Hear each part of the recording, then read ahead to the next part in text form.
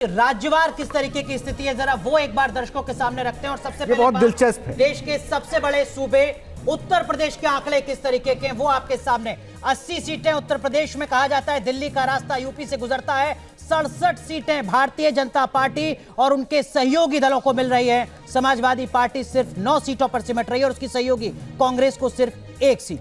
और अदर्स में बाजरा स्पष्ट कर दूं, others BSP Bahujan Samaj party का यह आंकड़ा है जिसमें 3 सीटें बीएसपी लेती हुई दिख रही है, कांग्रेस में एक। मैं एक प्रतिक्रिया राहुल जी इस पे आपसे लूंगा, कांग्रेस में एक, ये एक रायबरेली देख रहे हैं या अमेठी देख रहे हैं? जाहिर है ये तो रायबरेली ही होगी। हाँ, अमेठी इसमें नहीं हो सकती, मुझे नहीं लगता। अमेठी अगर होगी तो बहुत बड़ा आश्चर्य होगा ये, लेकिन ये रायबरेली है, ये हम मान के चले। संभावनाएं भी, उसके कारण भी सबको पता है। तो उसमें वो सबसे अगर पारिवारिक सीट अगर है कांग्रेस की कोई उत्तर प्रदेश में, तो अमेठी से पहले रायबरेली है। तो वहाँ पर अब राहुल गांधी भी वहाँ गए हैं, तो इसके ये भी कोई किस कारण से गए हैं ये भी हमको बहुत स्पष्ट है। और वहाँ उनके लिए सामने जो चुनौती है वो भी उतनी कड़ी नहीं थी। यहाँ अमेठी में जो चुनौती थी इनकी स्मृति ईरानी की, उससे बचने के लिए ही वो रायबरेली गए हैं। तो जाहिर है कि वो एक बेहतर, ज्यादा सुरक्षित सीट थी, तो मान सकते हैं कि ये लेकिन मनोज सर, अगर एनडीए को उत्तर प्रदेश में 67 सीटें मिल रही हैं तो इसका मतलब भी कि इंडिया गठबंधन की जो सारी रणनीति थी, जिसमें ये कि यादवों को कम से कम टिकट दिया जाए, मुसलमानों को कम से कम टिकट दिया जाए, वो सारी रणनीति ध्वस्त हो रही है। देखिए, यूपी में 2 बड़े फैक्टर हैं। मोदी तो फैक्टर है ही है, लेकिन वहाँ एक और एडिशनल फैक्टर है। वहाँ के जो चीफ मिनिस्टर हैं उनका, योगी का काम वहाँ काफ़ी अच्छा है। लॉ एंड ऑर्डर जो पहले एक बहुत बड़ी समस्या होती थी, आज यूपी में वो समस्या नहीं है। सोशल सिक्योरिटी की जितनी भी स्कीम्स हैं, सोशल वेलफेयर की जितनी भी स्कीम्स हैं, उनका यूपी में इम्प्लीमेंटेशन बहुत अच्छा है। अगर हम वहाँ इंफ्रास्ट्रक्चर की बात करें तो यूपी में जहाँ पहले टूटी फूटी सड़कें होती थी, इंफ्रास्ट्रक्चर वहाँ उसकी पोजीशन काफ़ी इम्प्रूव हुई। इलेक्ट्रिसिटी की बात करें तो पहले के मुकाबले इलेक्ट्रिसिटी काफ़ी ज़्यादा इम्प्रूव हुई और एक बहुत बड़ी फॉलोइंग है। और अगर राम मंदिर की बात करें तो राम मंदिर का भले ही बाकी जो स्टेट्स हैं वहाँ इतना ज़्यादा इम्पैक्ट ना हो, लेकिन यूपी के कुछ पॉकेट्स में उसका इम्पैक्ट काफ़ी ज़्यादा है। तो यूपी में 2 फैक्टर हैं, मोदी फैक्टर और उसके साथ साथ योगी। तो मुझे लगता है कि ये 2 फैक्टर जब सामने आए तो बाकी सारी इक्वेशन उसके साथ अपने आप ही खत्म हो गई, ध्वस्त हो गई बाकी सारी चीज़ें। एनके सिंह साहब, ये पॉइंट ज़रा देखिए। मैं समाजवादी पार्टी को देख रहा हूँ 9 सीट और अदर्स में चूंकि हम बीएसपी को दिखा रहे हैं 3 सीट, यानी 2019 में ये आपस में मिलकर थे तो बीएसपी ज़्यादा सीटों पे थी। इस बार समाजवादी पार्टी को आप मतलब अच्छे परफॉर्मर के तौर पर मान रहे हैं क्या?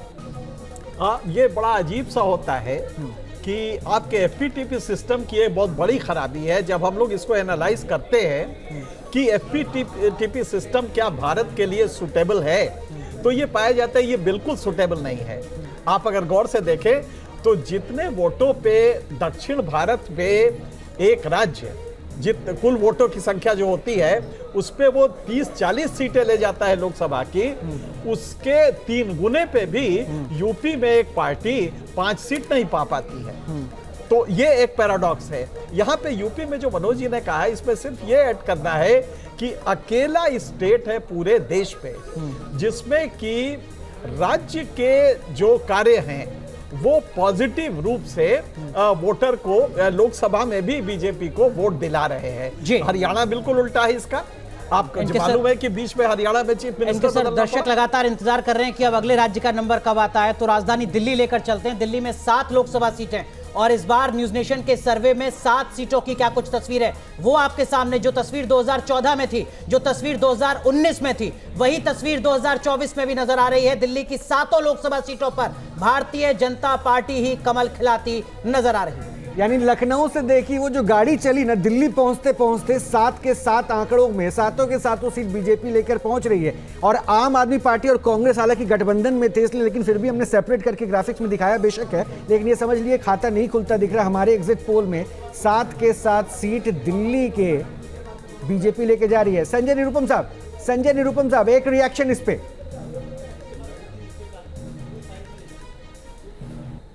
देखिए, दिल्ली में पिछले 2 चुनावों से आप नतीजे देख रहे हैं।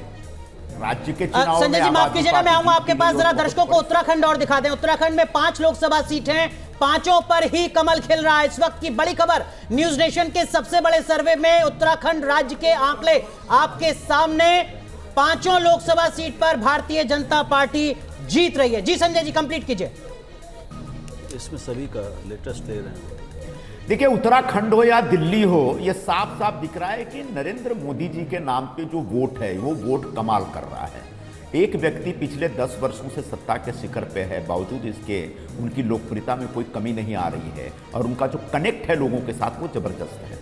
अरविंद केजरीवाल जेल से निकलने के बाद दिल्ली में जिस प्रकार का दुष्प्रचार करते हैं, जिस प्रकार की आक्रामक रुख लेते हैं, उससे उनको बड़ी उम्मीद जगी थी और उनके साथियों को भी उम्मीद जगी थी कि शायद वो खेल पलट देंगे। लेकिन मेरा मानना है कि जैसे पिछले 2 चुनावों में मोदी के नाम पे दिल्ली के लोगों ने वोट दिया और 7 के 7 एमपी उनको चुन करके दिए, इस बार भी 7 के 7 एमपी सांसद अगर भारतीय जनता पार्टी को मिलते हैं तो चौंकना नहीं चाहिए। ये बात स्थापित करता है कि अरविंद केजरीवाल भ्रष्टाचार के आरोप में जेल में हैं, जेल जा रहे हैं दोबारा, मतलब उनकी जमानत खत्म हो रही है। दूसरी बात यह है कि जो पार्टी भ्रष्टाचार के नाम पर पूरे देश में कैंपेन लेके आती है और यूपीए की सरकार का पूरा बेड़ा गर्क कर देती है, वह पार्टी में काम करने वाले लोग खुद भ्रष्टाचारी हैं, वह स्थापित हो जाता है। और तीसरी प्रमुख बात यह है कि कोई कितना भी बोल ले, कितना भी झूठ बोल ले, आखिरकार प्रधानमंत्री नरेंद्र मोदी की जो इमेज है, उनके नाम पे जो एक लोगों का जो एक जुड़ाव है या फिर उनके नाम पे जो एक वोट है, वो वोट आज भी इंटैक्ट है, जिसका नतीजा आपको दिल्ली और उत्तराखंड में साफ साफ दिख रहा है, जो कि आगे आने वाले दिनों में देश के अलग-अलग कोनों में भी दिखेगा। बीजेपी जीत रही है, कांग्रेस हार रही है, इसके पीछे क्या वजह नजर आती है आपको? क्या एक रणनीति ये भी है कि बीजेपी ने अपने जो तमाम बड़े नेता हैं उनको भी जमीन पर उतारा, जैसे अनिल बलूनी?